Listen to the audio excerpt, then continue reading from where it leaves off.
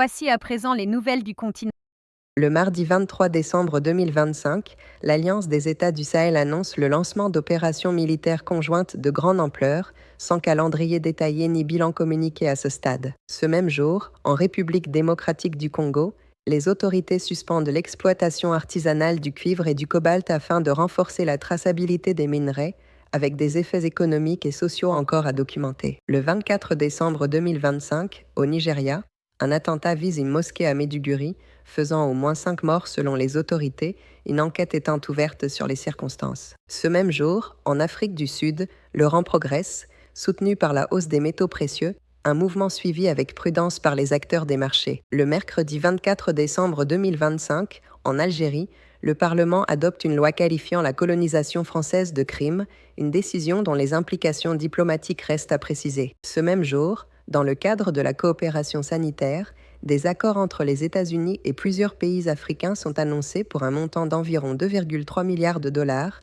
avec un volet concernant la Côte d'Ivoire. Toujours le 24 décembre 2025, des accords de coopération sanitaire entre les États-Unis et plusieurs pays africains sont annoncés pour un montant d'environ 2,3 milliards de dollars, avec une mise en œuvre à suivre. Le 25 décembre 2025, à Mogadiscio, des élections municipales se tiennent sous forte sécurité, présentées comme une étape vers l'instauration du suffrage direct en 2026. Le jeudi 25 décembre 2025, en République centrafricaine, le président Faustin-Archange Touadéra confirme son intention de briguer un troisième mandat, à quelques jours du scrutin prévu le 29 décembre. Du 25 au 27 décembre 2025, au Nigeria, une frappe américaine contre des militants liés à l'État islamique est menée avec l'accord d'Abuja, l'impact opérationnel restant à confirmer. Le 26 décembre 2025, dans la Corne de l'Afrique, Israël reconnaît le Somaliland, une décision dénoncée par la Somalie. Le vendredi 26 décembre 2025, au Tchad,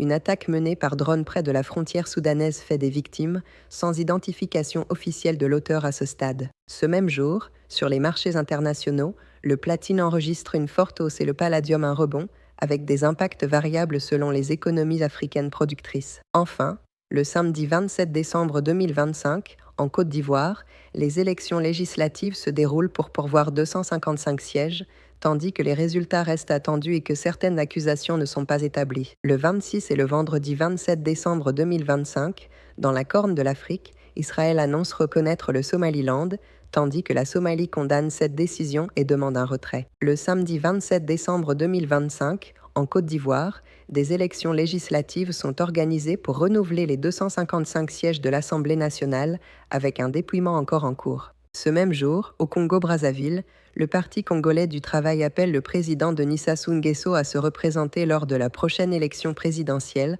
sans annonce officielle de candidature. Enfin, ce même dimanche 28 décembre 2025, en République centrafricaine, se tiennent présidentielles et législatives, le président Faustin-Archange Touadéra visant un troisième mandat, avec des suites politiques à suivre. Enfin, le même jour en dîner, les électeurs sont appelés aux urnes pour une élection présidentielle, la première depuis le coup d'État de 2021, un scrutin critiqué par une partie de l'opposition.